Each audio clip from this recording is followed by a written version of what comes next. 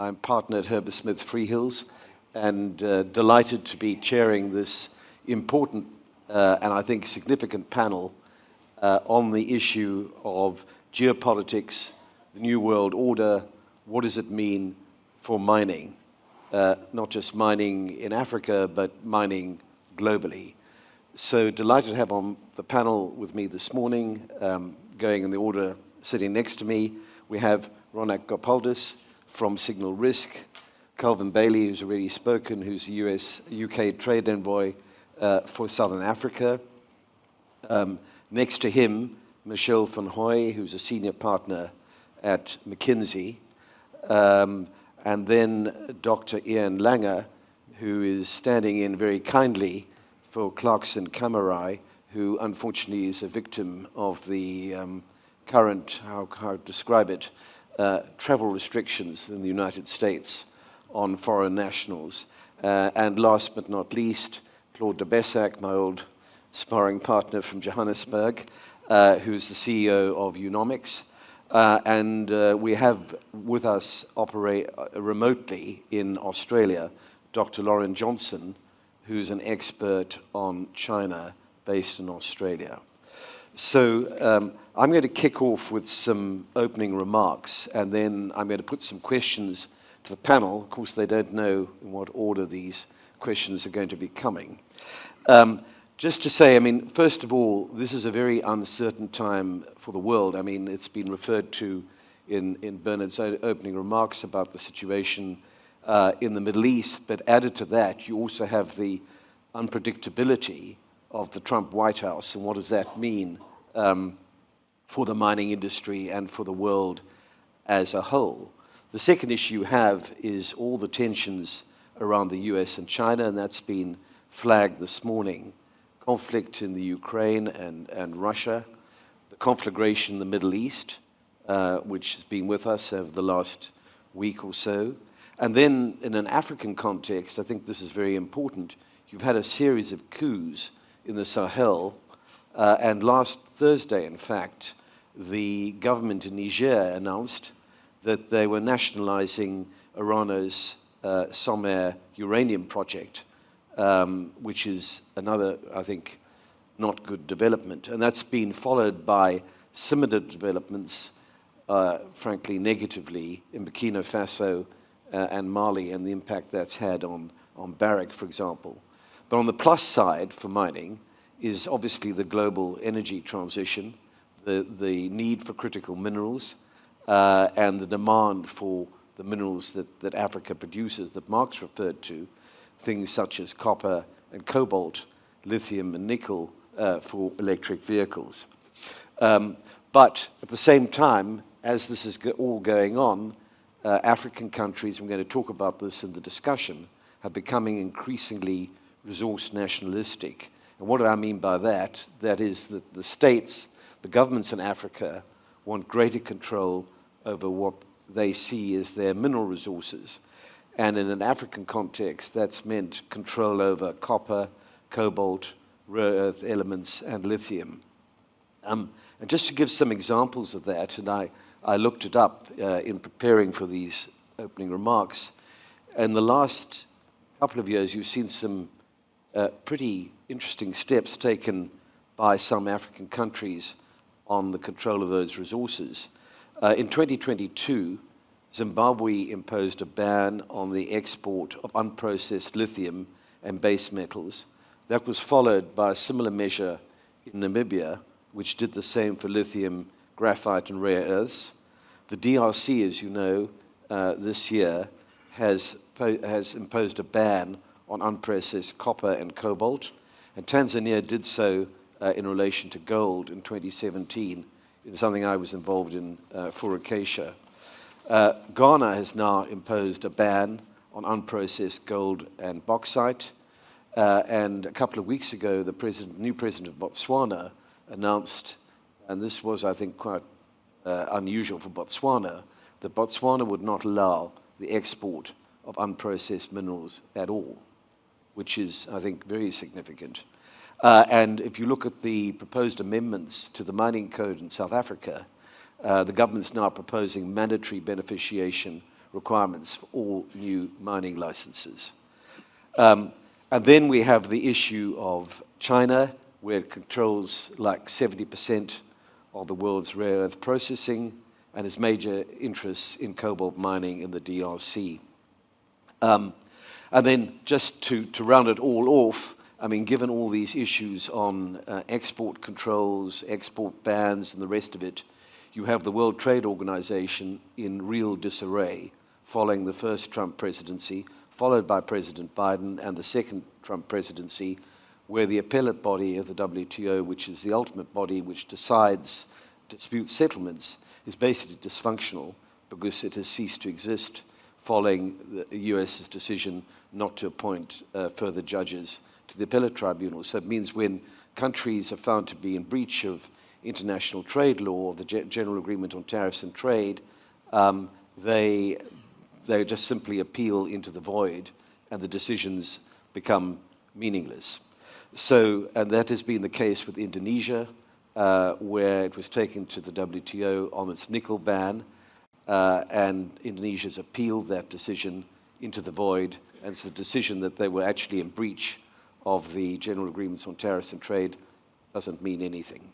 So, those are some opening comments from me, and I'm now going to kick off and ask the team some questions. I'm going to start with Michelle, because I think you can give us a global perspective, I hope, on how you see current geopolitical trends affecting mining companies, commodity flows, and demand patterns, and how are mining companies responding to those trends? And thank you very much, Peter, and thanks a lot, Bernard and Paula, for this opportunity. And I'm also glad it's not Bernard who is basically moderating this panel, so double thank you.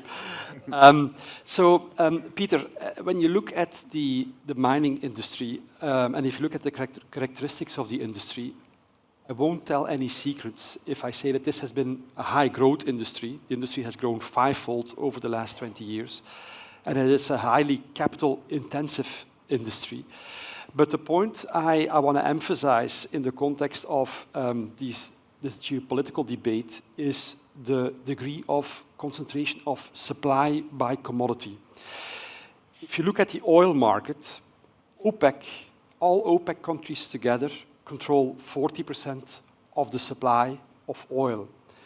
If you look in the metals and mining sector, it is not uncommon for a single country to provide 60, 70, up to 80% of the supply, of the world supply of that commodity. Take the example of the DRC, close to 75% of the cobalt units coming out of the DRC. If you look at nickel, 60% of the nickel units are coming from Indonesia. So that, of course, exposes receiving countries. Yeah? And so the combination of these larger money flows, this high concentration of supply, and then these increasing geopolitical tensions is actually leading countries both on the exporting side, but also on the receiving side to take some strategic moves in order to, on the one hand, increase the value from their resources, the strategic value and the economic value from their resources, and on the other hand, to reduce the dependency for those importing countries on those commodities. Now, what does it mean for mining companies? I think there's no yes or no or a pro or a con. If you are a mining company and your host in a certain country, and your host country just announced an export ban on unprocessed ore, this in the short term will be relatively negative news. It will require you to spend money. It will require you to reroute your current supply chain, so you're probably negatively affected. If, on the other hand, you are a mining company in some of those critical materials which are sought after by some of the receiving countries who want to diversify, this will likely give you a tailwind. You will get more easy access to financing, you will get accelerated permitting, and so forth. So it's not that you can say it's positive or negative for the mining industry. It depends. But you are impacted in a very meaningful way. Yeah, you're impacted financially, I mean, as well, obviously. Absolutely. Yeah, if let's say your host country says no more exports of unprocessed ore, it basically means that either you have to invest yourself into processing in the country, or you have to start looking for partnerships. We also see that happen. We've seen many Chinese players in Indonesia, for example, partner up with local Indonesian players to basically satisfy the demands of the government. I think many of the African countries, by the way, are probably inspired by the Indonesian example. Indonesia, basically over the last 5-7 years, has significantly built out its downstream, in the first place, nickel industry. And I think many African countries are probably a bit inspired by that and are seeing that as a way to increase value add, increase employment, include revenues for the country. Yeah, but that's also because they control so much of the production. I think it's much more difficult if you don't, isn't it? Or would you... That is correct. And I think the jury is out how successful some of those, let's say, export restrictions on, let's say, the ores or let's say, the unprocessed ores will be. I think in Zimbabwe, the first signals are that it has attracted a fair bit of investments. I think over $1.5 billion of Chinese investments have been made in Zimbabwe in processing facilities for the lithium. In other countries, it is still a question mark how successful they will be. Yeah, thank you. Kelvin, can I come on to you?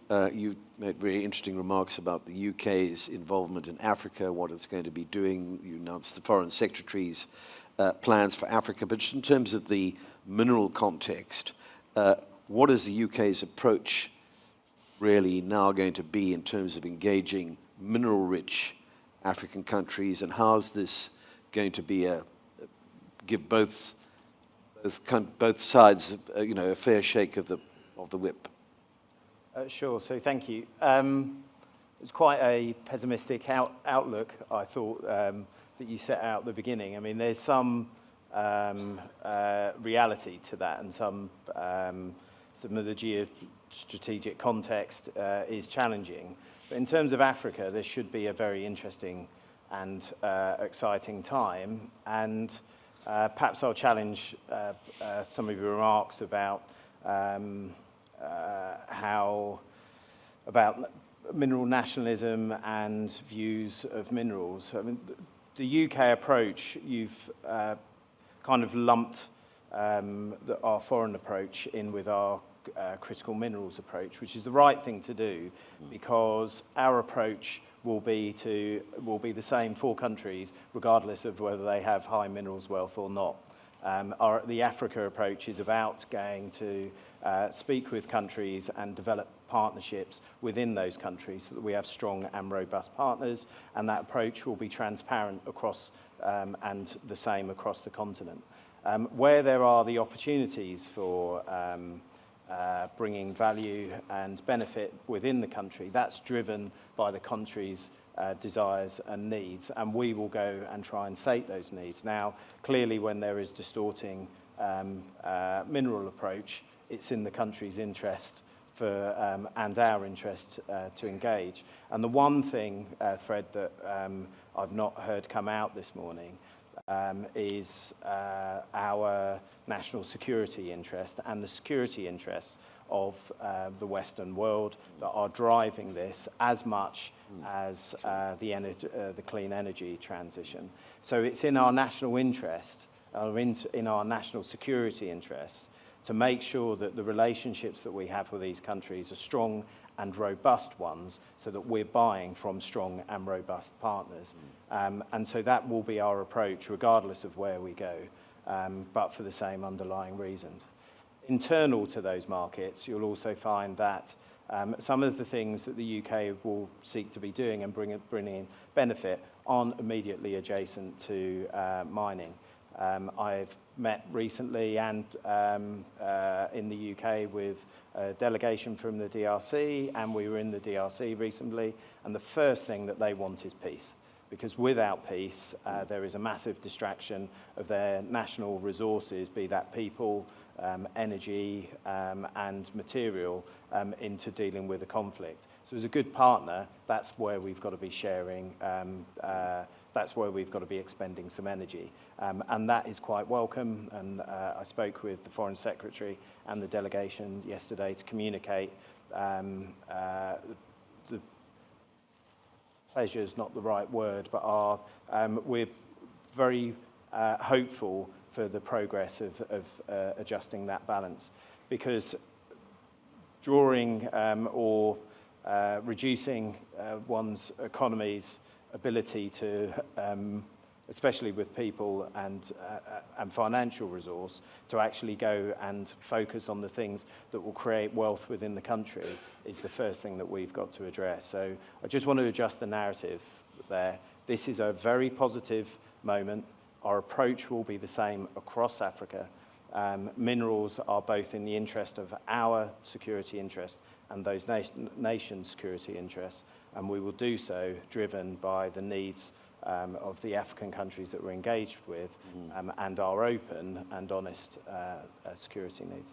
Yeah, so just to that point, I mean, what will the UK do in terms of engaging the African mining sector?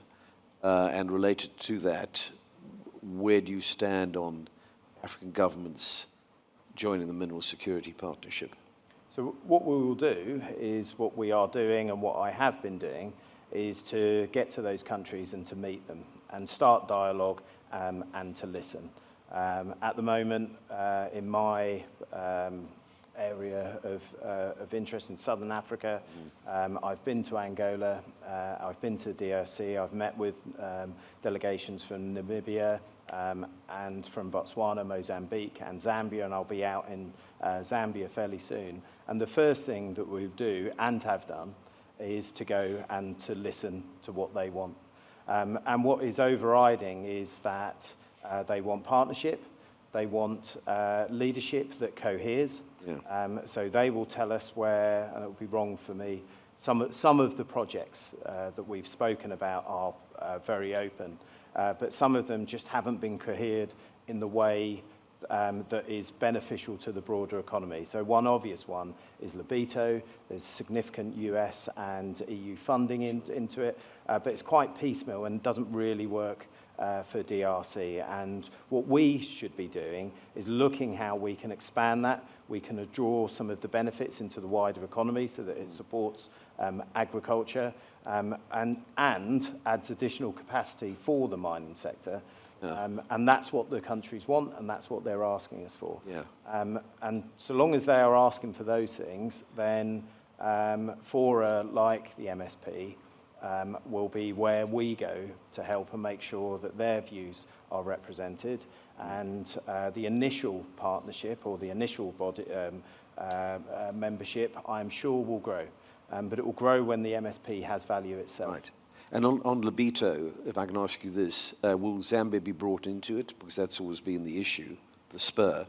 Well, I think there's many, and this is my point. Yeah. There is many different, so were I to go to, say, Namibia would talk about servicing Zambia through its corridors. Yeah. If I go to Angola, there's other corridors there. So we have to take a regional approach, bearing in mind the benefits that each of these corridors brings to not only the country but the region, and that we need to take those regional concerns and representations to each of the countries. So I heard a narrative in Angola, and I know what they would like us to do to help support them. But I then represent their concerns when speaking with DRC, to make sure that the investments that we make work towards and not against each other. But cohering the southern corridor in Angola, the corridors exiting Zambia to the west and southwest in particular, is vital, and making sure that the Lobito is as regionally interconnected as possible is in the benefit of every country. Yeah, it's critical. Thanks very much. I'm now going to go to Lauren, who's waiting patiently for us I think in an airport lounge or somewhere. I'm not sure whether it's Dubai or Sydney. But Lauren, thank you very much for joining us remotely. I'm not sure what time it is where you are. But obviously you're going to give us the China perspective on all of this in Africa. And one of the things you've studied on and are an expert on is what's known as the Hunan, the China Hunan model, and how that could be a big or major factor in terms of China-Africa relations. What does it mean for, but the Hunan model, what does it actually mean for mining going forward? If I could ask you to answer that question. And thank you and welcome. Peter. Yeah. Yeah, thank you. I'm actually in Melbourne Airport, and just my luck, a child has just come near me, so apologies if there's background noise. I'm flying to Ivory Coast this evening via Dubai. The Hunan model. So if I can talk about China-Africa in sort of three parts and why it's changing through this Hunan model. So most people understand China-Africa as really a very resource, China importing raw commodities. You know, can you all hear me? Yes, yeah. So importing a lot of oil, importing, raw commodity minerals over recent decades. And that was primarily driven by the fact that China became externally energy dependent in the early 1990s, which was a time when the Middle East was in a conflict period. And so China went looking for broader conflict-free sources of oil, especially from Sudan, from Angola, a kind of step away from the Middle East. And then after China joined the World Trade Organization in 2001, obviously you had this explosion of demand for its exports, and its own domestic infrastructure and so on was building. And so that required just this immense importation of raw commodities for the exports and for China's own growth. And then fast forward from 2008 on, in 2008 you had a drop-off of demand for China's exports. So what China did to compensate for that was build infrastructure everywhere, to compensate growth-wise, I mean. So China's fast train network really began to be built on steroids from after 2008 as a way to compensate for that growth fall-off. And all of that required a huge amount of sort of importation of raw commodities, including from where I sit, Australia. That growth model for China is basically exhausted. They've built trains to everywhere they can be built. They've built roads, they've built buildings that no one's ever going to live in. And then on top of that, apologies for the piano. Can't hear it. I don't know if you can hear it. And so that's one aspect. And then the other aspect from China is that it has become afraid of being resource externally dependent. And so, or I guess it always was, but they've invested dramatically in domestic electrification. So from cars to building nuclear power stations to building solar panels everywhere, they've basically tried to make their economy resilient of oil and gas imports as much as possible. And on top of that, you've had that drop-off of the demand for their exports. So that combination really means China's demand for oil and gas and these other commodities going forward is different to how it was in the past, very, very different. And then, so that's one aspect. And then on the American side, after Trump launched the first trade war in his first term, there was a forum on China-Africa this was in September, October 2018. And at that, literally months after this trade war was launched, China promised Africa it would launch its own trade forum. And this is China-Africa Trade Forum. And that trade forum is based in Hunan. It was just held last week in Changsha, the capital of Hunan. But it turns out that actually their model from Hunan is much, much bigger than just a new source of trade growth. So they're looking for new trade markets to replace the US on the one hand and preserve a future growth trajectory. And they see Africa as a prime sort of long-run growth model, growth target. But the other aspect of that is Hunan province is not only the home of Mao, it was where China solved its agricultural issues from. It's the home of the Green Revolution, the sort of Nile basin of China. And it has a lot of minerals of its own. And on top of that, it's the home of Sunny, which most of you will know is providing lots of heavy industry equipment. And it's the home of BYD, all these electronic cars. It's the home of the green railways, so the electronic railway industry in China. And so the Hunan model is now this amazing model where China is literally focused on every aspect of how they can develop China-Africa ties.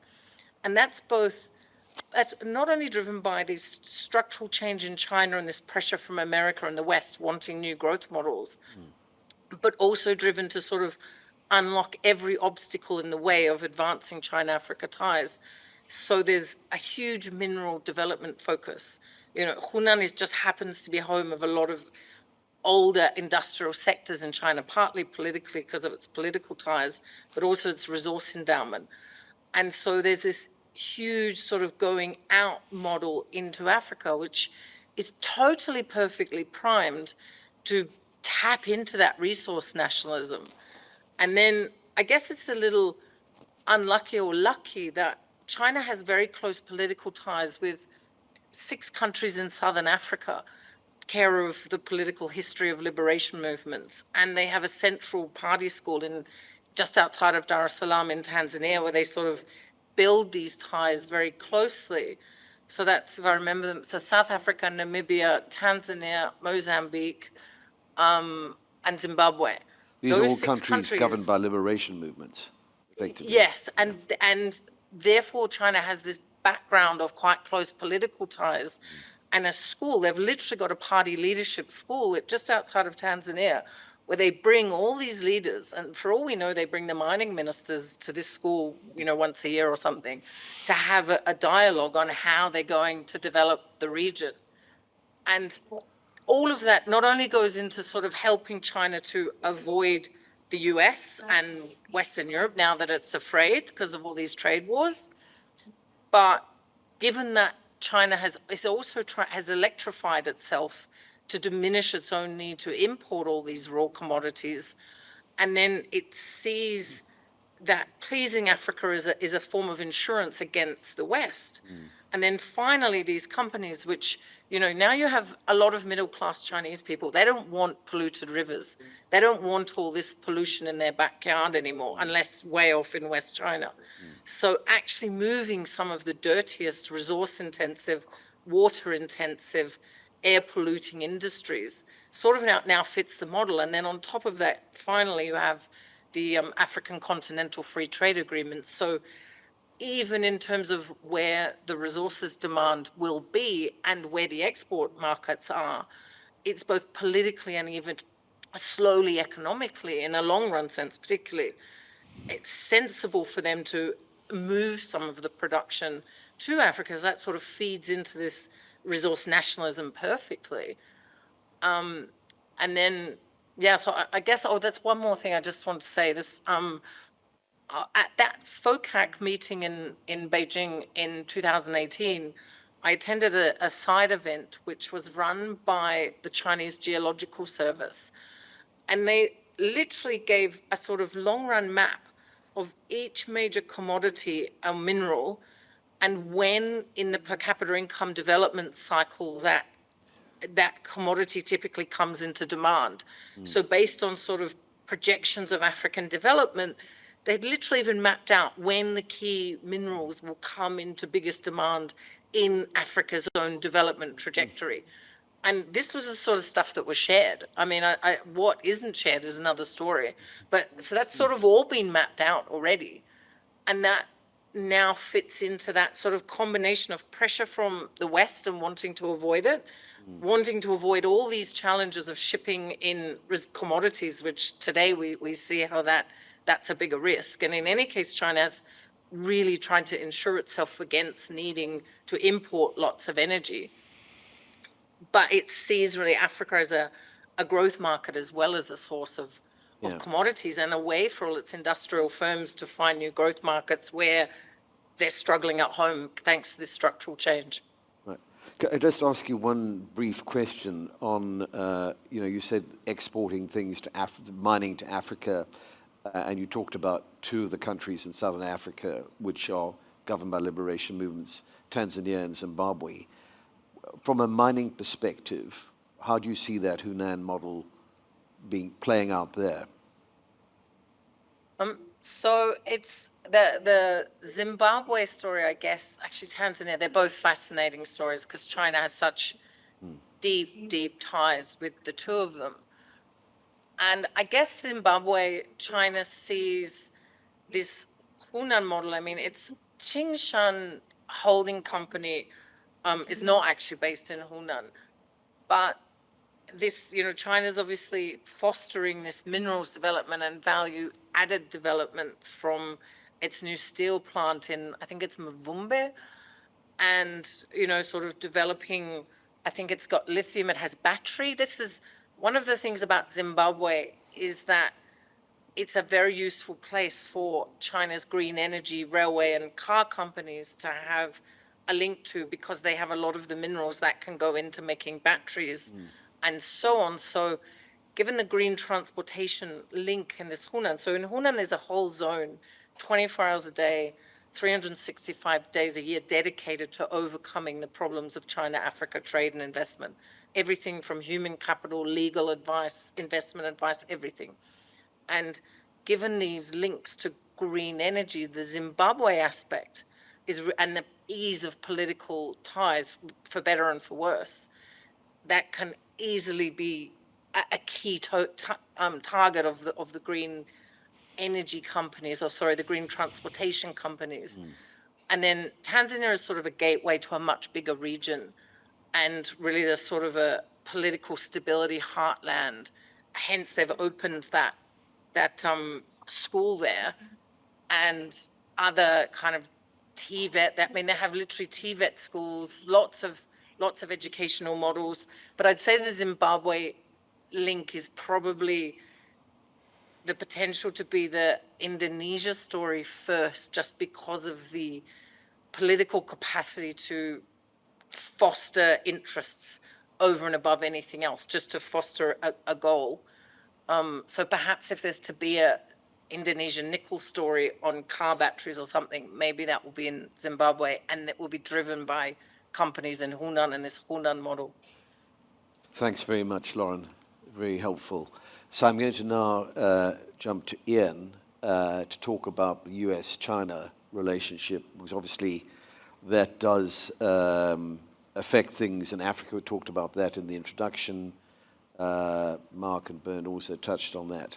So in terms of the tensions between the US and China around securing critical minerals, what role do you see alternative partnerships playing in this? How do you think African countries can come into the picture? Does that mitigate the risks around the US-China relationship? Where do you see this all headed? Well, thank you, Peter. And for a number of reasons, I would say this morning I was thinking of the song by The Who called The Substitute. My dad was a big Who fan, forced me to listen to it in the car all the time as I was a kid. It's a song that has a line of something like, "I look pretty tall, but my heels are high," essentially meaning it's sort of like not a good substitute. And so I would say there are a number of substitutes for how the current US strategy can supply what they're looking for in terms of critical minerals. I think what you saw happen last week or 2 weeks ago, right, you have sort of the macro people, and obviously, right, within any government, there will be people whose interests somewhat align, but don't totally align. The Venn diagram doesn't totally overlap, right? So the macro people sort of won last week, too worried about disruption to industry, a recession, midterm elections, just sign the China deal, get the, say, give auto manufacturers some quota of rare earth magnets, and, worry about getting rid of the linkages later.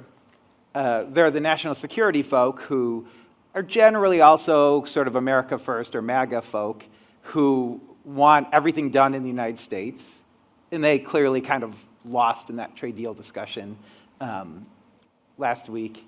And then there'll be folk who might say, it's going to be easier to do this if we include everybody. There's no reason to make it just MAGA. We do want to separate from China, or it would be good to be, some resilient, have other places. And so then we could think about Africa as a place to procure some of these critical minerals. I think both the macro folk who want to just keep things as is for stability, and the folk who might say, look, the system as a whole is cheaper if you bring in allies and things like that. One of their main headwinds is going to be that you essentially are competing with domestic sources of minerals.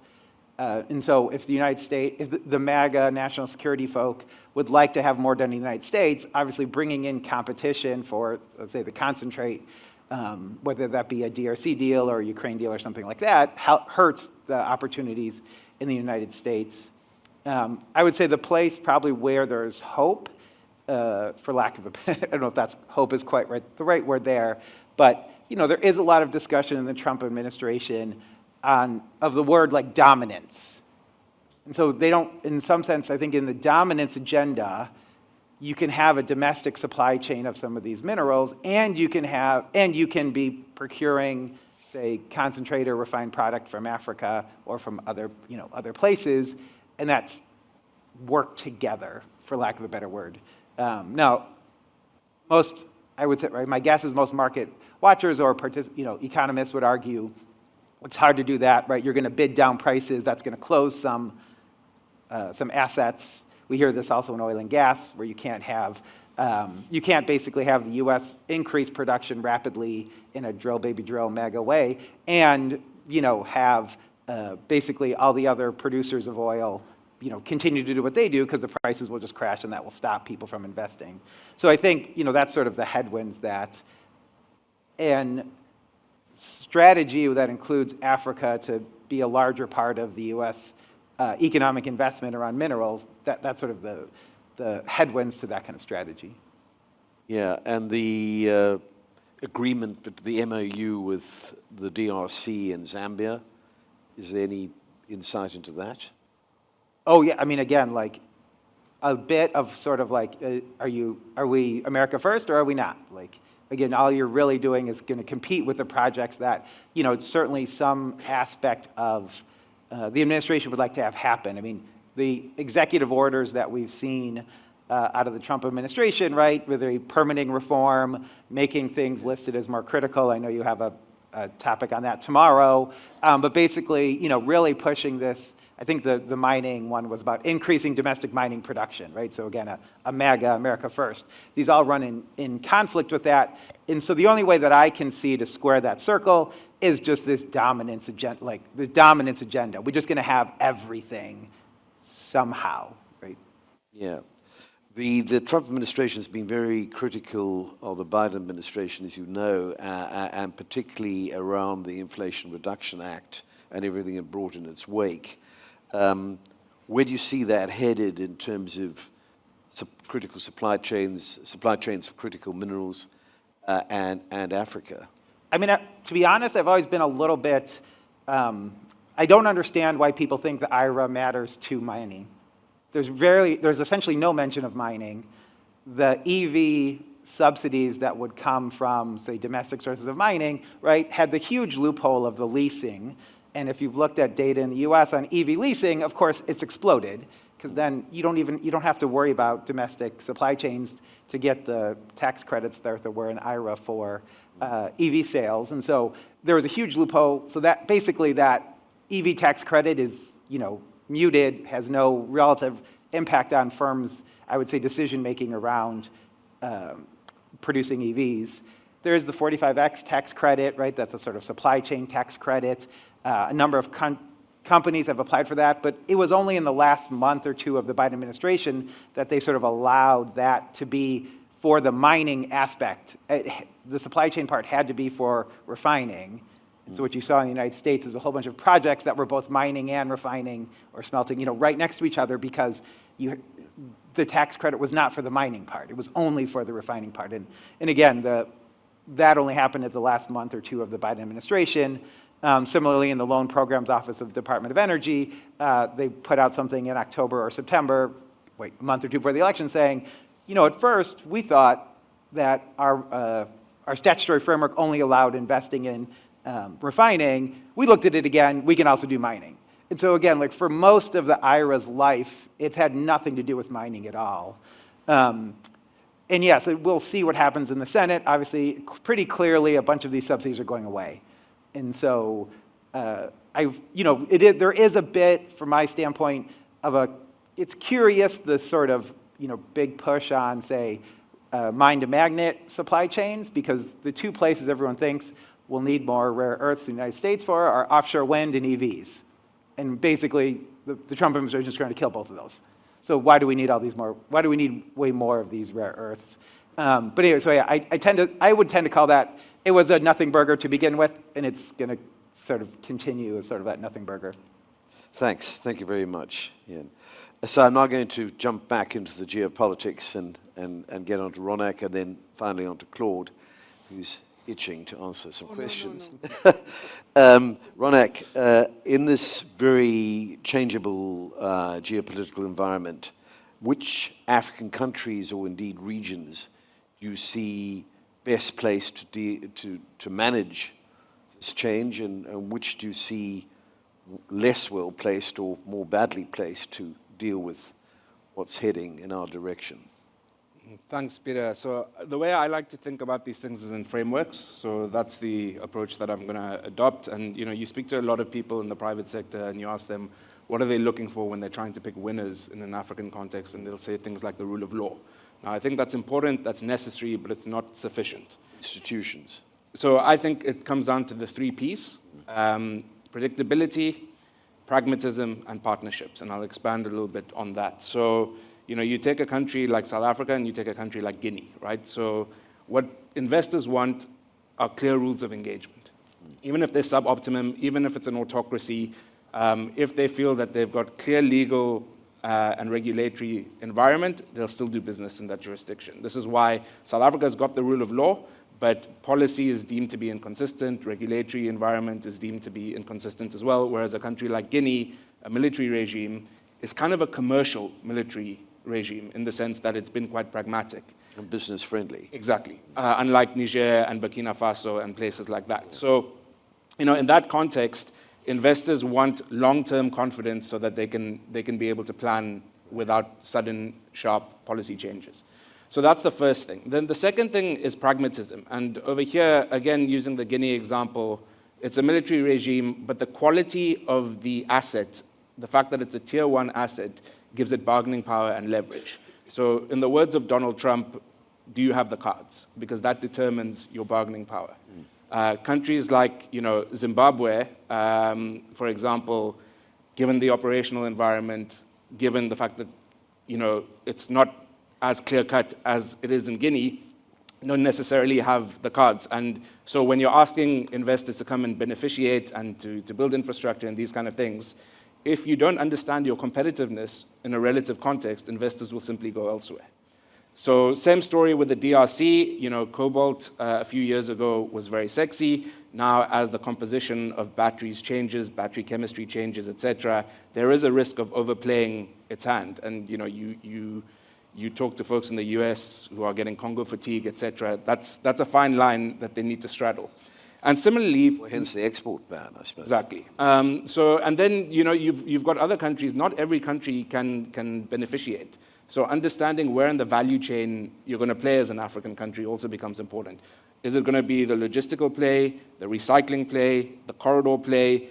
Understanding that, I think, and what your relative bargaining power is becomes important. And similarly, from the perspective of mining companies and investors, I think what you're going to find pragmatic approaches.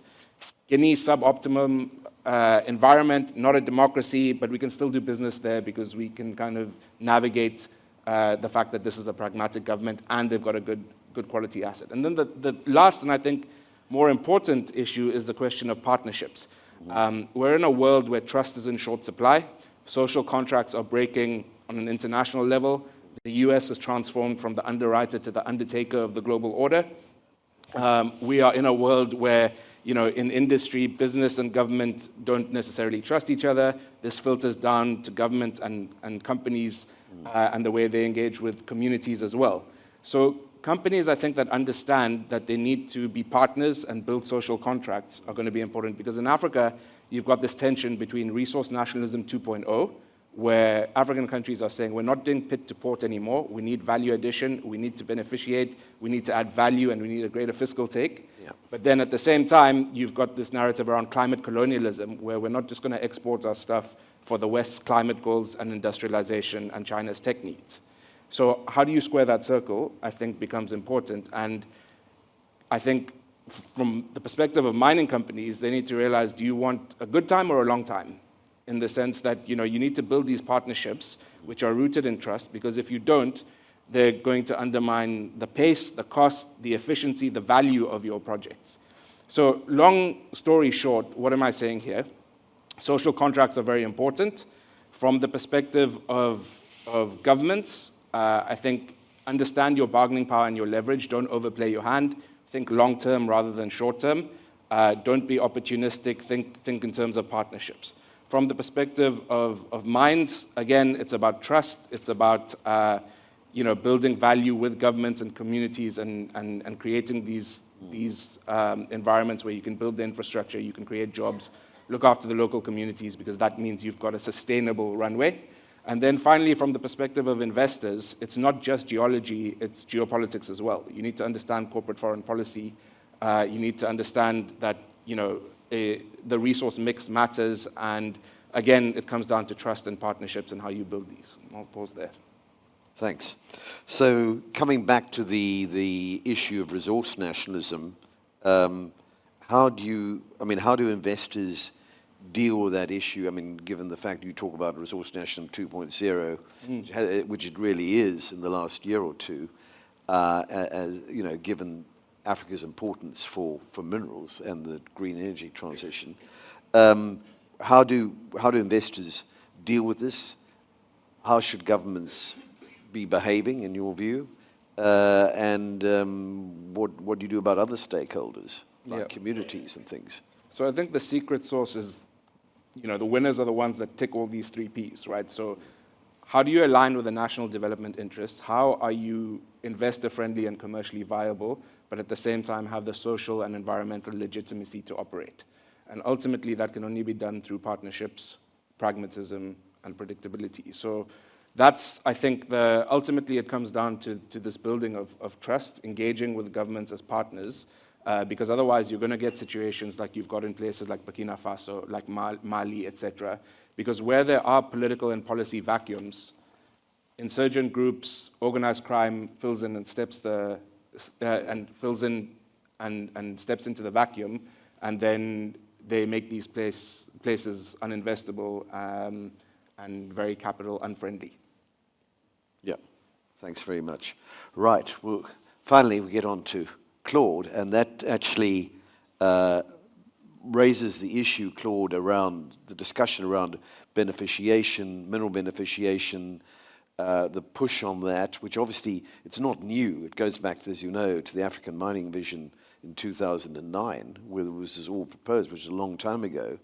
But it's clearly become a major issue, I would say, in the last year or 2 years, given the push by African governments for mining companies to beneficiate domestically pretty extensively. Now, question I want to ask you, is this, do governments actually have the leverage they think they have, or is this simply illusory? What's your take on that? Well, as we say in Africa, when 2 elephants fight, it's the grass that gets trampled. And this is what's happening in the world, the end of the post-Cold War order. And as you said, the US completely shifting its position, its role, and becoming, behaving in a kind of hostile, or impression of hostile behavior towards the rule it's established itself. It might give, I think, the illusion that that resource-rich countries have a hand. But I'm not convinced that that's the case because, we say on the one hand, geopolitics is trumping economics, right? So the will to power is sending back the bottom line to second division. And governments can do that very easily in times of war, in times of COVID. We don't hesitate to shut down the global economy and destroy entire sectors, and then we subsidize them. But at the same time, you cannot forever cheat the laws of economics. At some point, people have to have jobs, you have to have return on investment, someone has to underwrite the functioning of society. Your point is well taken. I do think there is a significant opportunity right now with what was said about China shifting its industrialization social development model, and Europe and the United States scrambling for recapturing some of the lost value chain. I think there's a great opportunity for some of the resource-rich countries to achieve some relocalization or localization of some elements of the value chain. But for that to happen, they have to get back to basics, right? We have to go back to the fundamentals of this transparency, predictability, rule of law, long-term partnerships, etc. And here, what we haven't really spoken about is all of that is going to not just be based on the partnerships and the economics and the resources we have, but the geopolitical relationships. I read a few years ago an interesting article by KPMG where it said that we live in a world where the CEO is going to have to become the chief political risk officer. Why is that? It's because in a world, and Peter, I'm alluding to your question because it's a very complex question and it's important to frame where it's happening. Mm-hmm. But in a world where if you are an American company, you now have an American president, that's unprecedented, saying you are not going to do this and you're not going to do that, CEO of that company. We've never seen that before. Now, that can happen in China and in Russia and in Turkey and to some extent even in countries like France.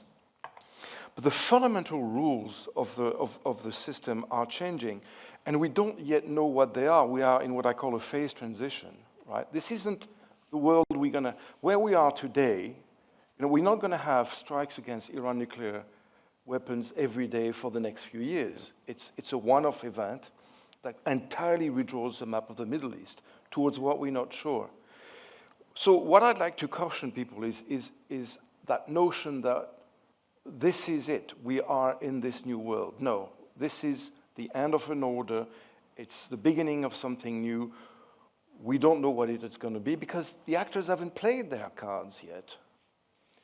So I think it's very important to observe at this point. It's very important to observe, to learn from the best practitioners, to be very realistic about one's capacities and capabilities in terms of achieving industrialization through the natural resources. Not everyone has a hand. Those who have the great resources have a better hand than those who don't. Mm. But economics works differently. I mean, China doesn't have this hold on cobalt and magnesium and titanium and PGMs because it has these resources in the ground. Having that stuff in the ground does not naturally provide competitiveness in transforming it. For that, you need to have electricity. You need to have predictable laws and regulations, a competent public administration. You have to have roads, educated workforces. You have to have an enabling environment, and I think this is where the hard work needs to go. I'm very concerned that this resource nationalism 2.0, I think it's 3.0. We had it in the 1970s, and then 2010s, and then it's back. I'm very concerned that it is based on short-term political thinking.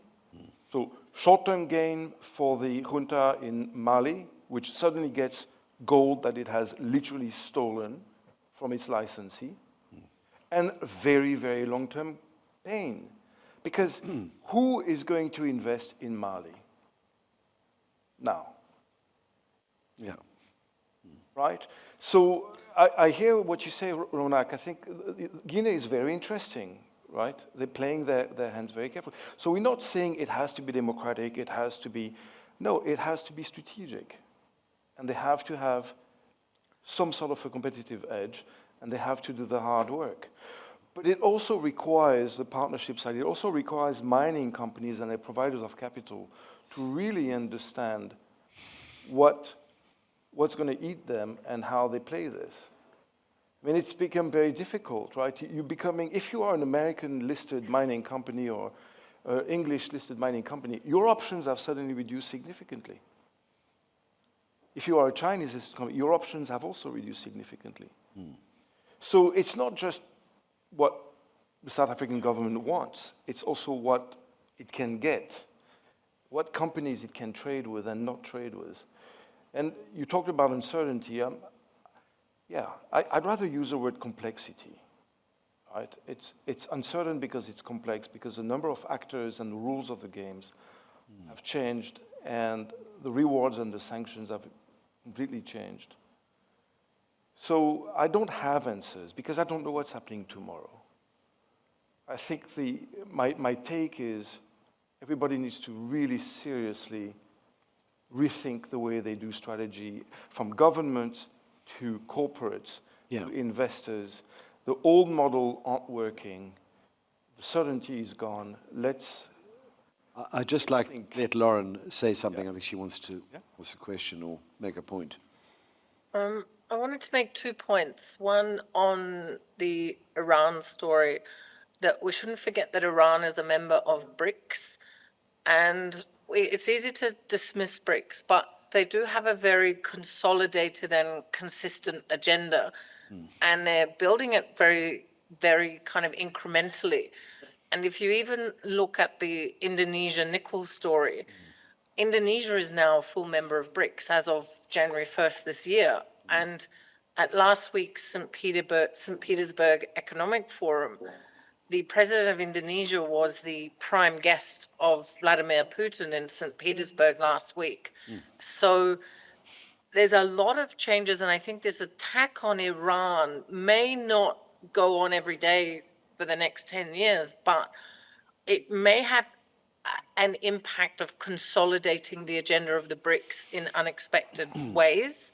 Nigeria has flirted with joining the BRICS. Uganda has. Ethiopia's already a member. South Africa's a member. It's not a shrinking group, even if it's falling from our consciousness, maybe. Yeah. So that's one point. And the second point is, who would invest in Mali? I don't know. I just would like to say on this Hunan model, so back in the 2000s, China opened a few zones in Africa, industrial zones, one in Zambia, one in Nigeria, or two in Nigeria, one in Ethiopia, and one in Mauritius. And these sort of didn't go anywhere particularly dramatic, like they had been called Africa's Shenzhen, which obviously they're not. They're not even by the sea. Most of them were like in landlocked areas or on islands, so they're not at all Africa's Shenzhen. But what China is doing through this Hunan model is way more integrated, because now they have this literally like a command center in Changsha, the capital of Hunan, which, as I said, is the province not only where Mao is from, it's the province where China solved its kind of politically it links at the end of poverty, and the end of extreme poverty in China with that province, end of hunger. So you've got all these friendly development messages that come from that province or that can be applied. And then they now have a zone in Niger. So the first partner zone of the zone in Hunan is a zone in Niger. And it has a few minerals companies and a couple of energy companies. I think they've got some gypsum processing. I'm an economist, I can't tell you about minerals, sorry. But and it's quite nascent, but it's a zone, that is, and it's very well linked to Hunan. So it's not sort of floating out in space like the zones were in the past. Like really, it's sort of a peer-to-peer integration and constant development through sort of, I wouldn't call it a buddy system, but you could call it that just to get the structure. And then these trade forums so this, after Trump launched the first trade war, then Xi promised this China-Africa trade forum because he's like, wow, we need to deviate away from the West in every kind of context. Yeah. Sorry for the piano. And they've already held trade forums in Nigeria. They've held them in Kenya. And these are all linked to Hunan. So they're not happening in a vacuum like they were in the past. It's very, very integrated. And even in the Nigeria sense, just one more leap, the model in Hunan has everything. It has sort of barter trade models to get around foreign currency constraints. It has training and human capital angle. It has an economic research cluster. It has legal advisors. And part of the Nigeria angle may even ultimately be digital currency-based commodities contracts that use the naira and the Chinese renminbi to sort of make contracts more stable in terms of price and payment than they might have been in the past, which, may be another way to sort of circumvent traditional mining and export structures. But that also, as I said, includes this industrial zone in Niger. And I think that's a bit of the risk. Now that China is so keen to circumvent the West and take advantage of Africa's long-run growth potential, they're probably even more willing to not focus on transparency and not focus on, and even in terms of law, there is a China-Africa arbitration center in Hunan now. It's a special court.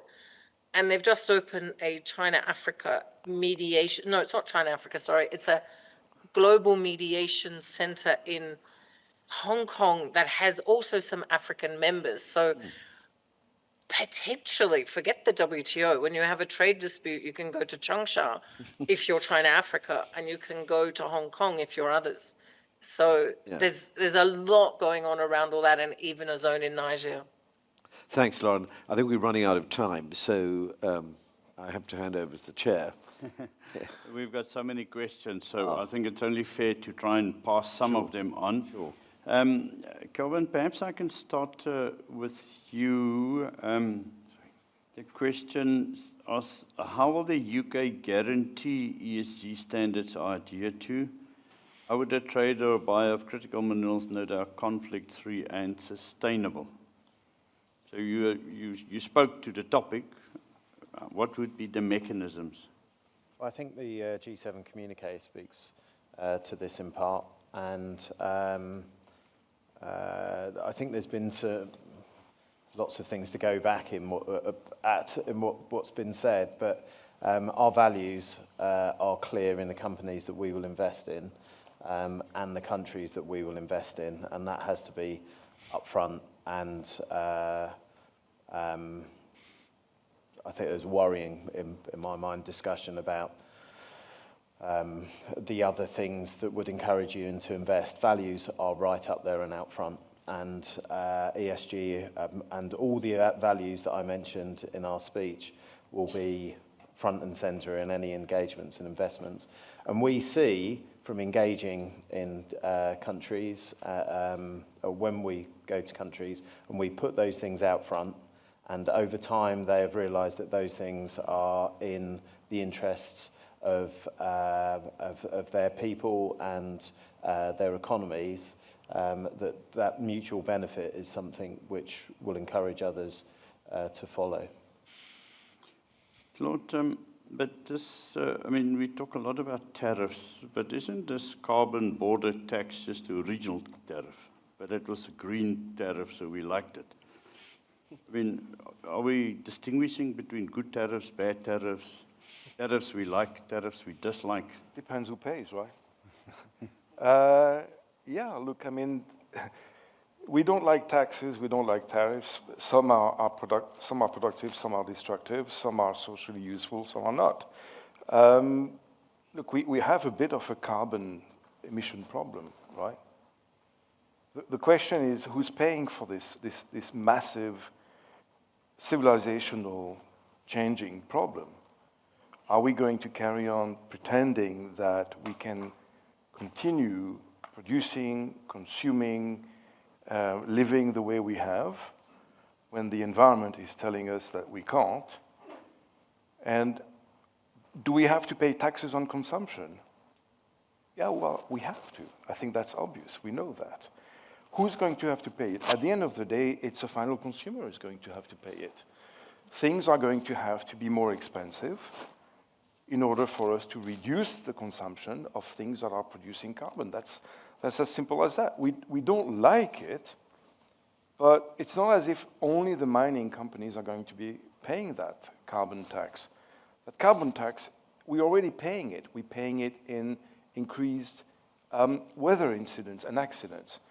It's just right now borne either by the insurance companies who are starting to put their premiums up, or it's borne by the states through federal emergencies, and we have to pay for this. There's just no way around it. I'd rather that we pay a little bit more taxes in carbon taxes, and then we get some compensation for other taxes, right? It's about the policy signal that tells us that we have to change our behavior. We found a guy who believes if you give the government a new source of income, they give it back to you somewhere else. The naivety is phenomenal. Don't we have something I call the debt crisis accumulation? You know, someone's going to have to pay for that too. Lord, thank you. I put that You're question welcome. to you because I know you think there's some logic and merit to the carbon taxes. Yes, there is. Perhaps, Ronak, I can put the next question to you. The resource nationalism is not only in Africa. The effect of IRA, arbitrary tariffs, CMA, etc., and their effect on this notion is too big to ignore. So all countries have become nationalistic in their supply chains, critical minerals. It's not an African story. You agree with that? You want to expand on that? Yeah, I think the zeitgeist has changed, right? We're in a new world with new rules. And, you know, geopolitics these days is being played with muscle, with money, with the medium of communication and the message.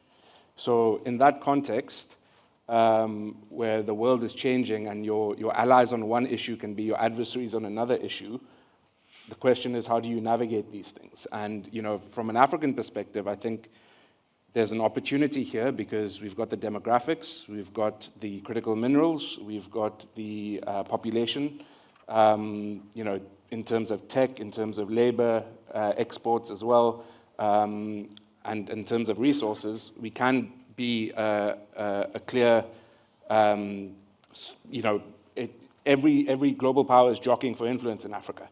So in that context, I think the question is, you know, as global powers do compete, how do they create these partnerships? What are the values and the visions of the future that they're selling? Because we're not in this unipolar world order anymore. So, you know, the US, China, Europe are all trying stuff, the Qataris, the Gulf states, the Turks, India, Japan as well. And I think this is where the collective bargaining for African states becomes important, things like the Continental Free Trade Agreement, because when you kind of take the collective population size, collective resources, and you start to negotiate, that's when you get gravitas and influence. So I think certainly that's the case, but understanding, you know, what the rules of engagement in this global order are, and again, where the continent can collectively bargain, I think is going to be quite important. Peter, can I put this question to you? And then perhaps your panel can join afterwards. Is how can miners work with host governments to maximize opportunities from external partners such as the US and China? It's sort of, it's framed weirdly, but I mean, so a mining company has got a host country. It needs to align to how the host country aligns towards the US and China to some extent. How would you advise a multinational mining company to play this game? Well, I think you probably need to take a leaf out of the Saudis' book, because they straddle that, I think, very, very successfully, having a relationship. But they're a country, so I'm just asking about a mining company playing. I think it's very, very difficult for a mining company to do that. Sorry, I interrupted. The Saudis carry on. So the with Saudi, that. I mean, the Saudis, I mean, always strikes me, and I've done some work there, they have an incredible ability to be on the side of the US and in a sense on the side of China, and don't feel the pressure from either of them. And I think they've straddled that brilliantly and have become a major power in the region. But I think for a company, it is much more difficult to manage these things. That's my perspective. Michelle, I've never had any free advice from McKinsey, so perhaps you can give me some free advice. Yeah, well, I mean, and I could never afford your advice. So how would you advise me as a mining company to straddle this difficult bipolar monstrosity? But I think it depends a bit on what your host or your origin of let's say your seat is, or your country of origin. And I think you'll have to play by that. I mean, if you're a Western company, there's no way that you can try to gain ground in let's say bilateral, or in countries where there's a bilateral agreement between China and that host country. I think you have to choose side, and you have to basically work with your host government to basically, provide the cover for you. Lauren, so American, you use the term current tactic seems to be dominance. Now, a mining company who mines any product, do you really want to be beholden to a US dominance model? Is that really, do you think it's going to play out in Africa as working for the US to have that posture? Sorry, oh, I thought you said Lauren, my apologies.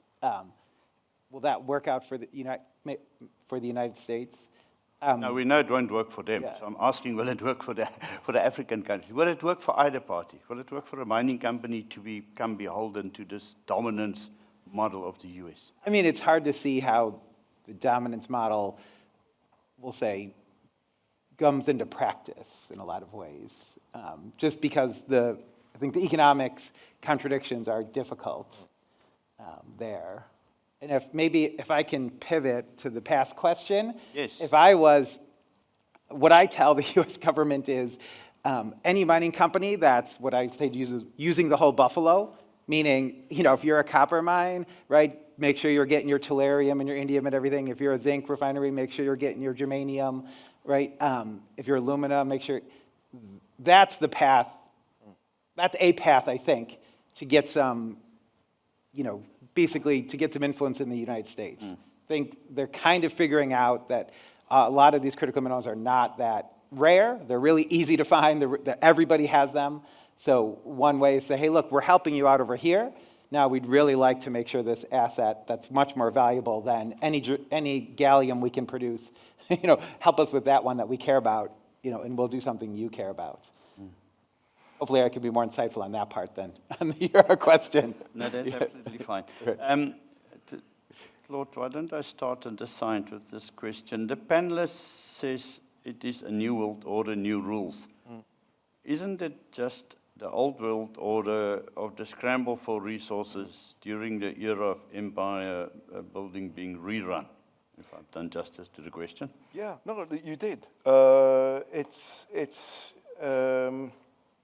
To some extent, well, I wasn't born in the 19th century, so I can't tell you how it feels. I can only refer to books. But it feels a lot to me more like the 1970s, 1980s, in a way. When you were not born yet. When I was 20 years into being born. No, I was born, trust me.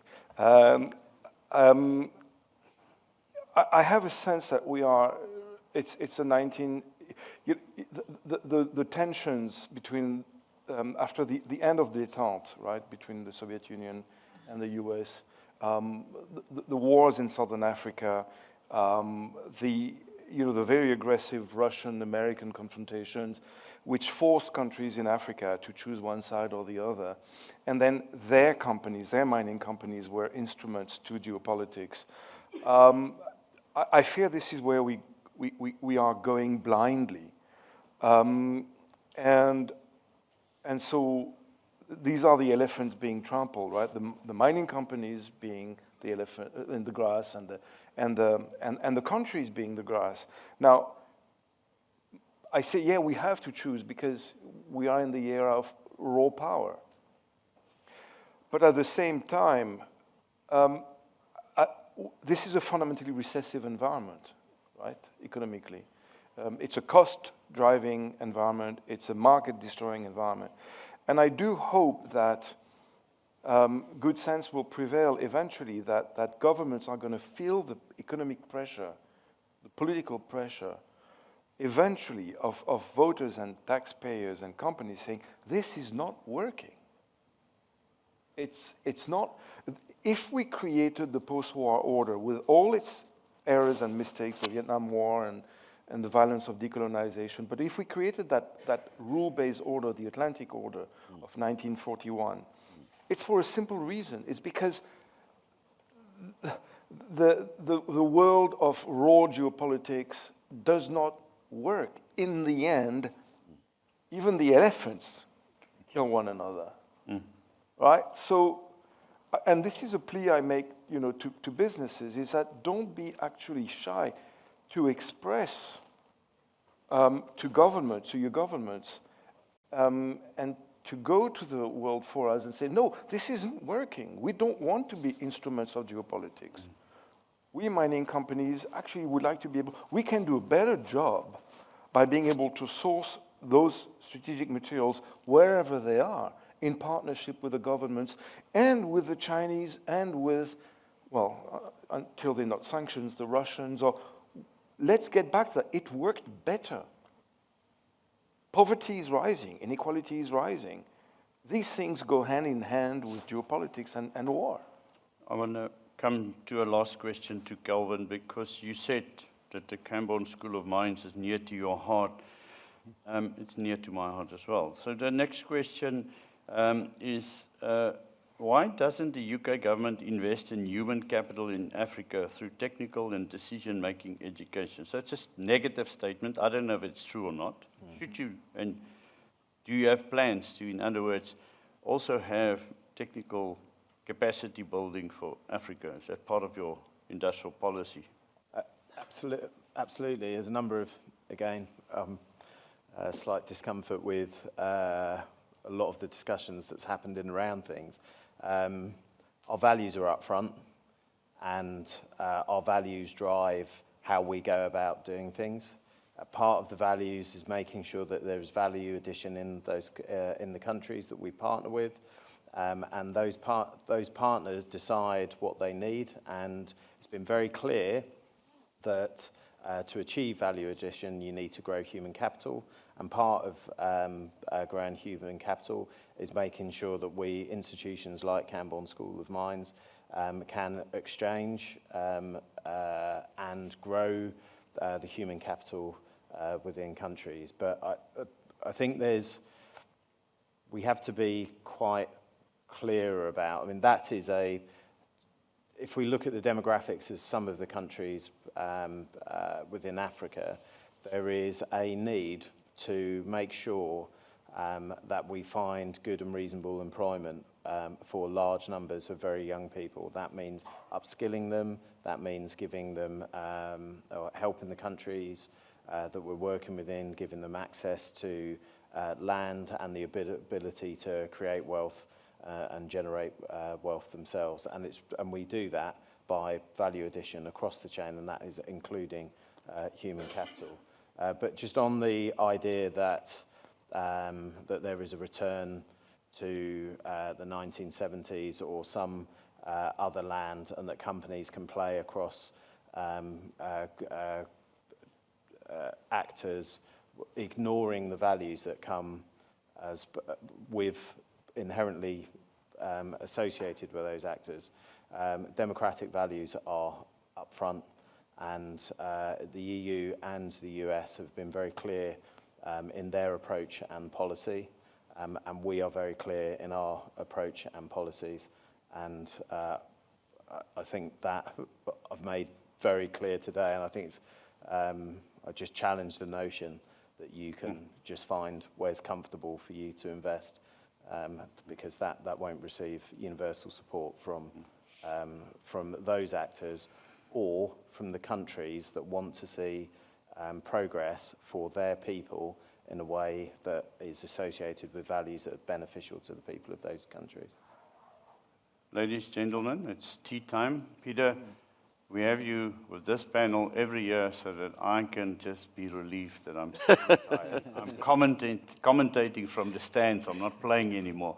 it is such a complex environment that we have to mine responsibly in.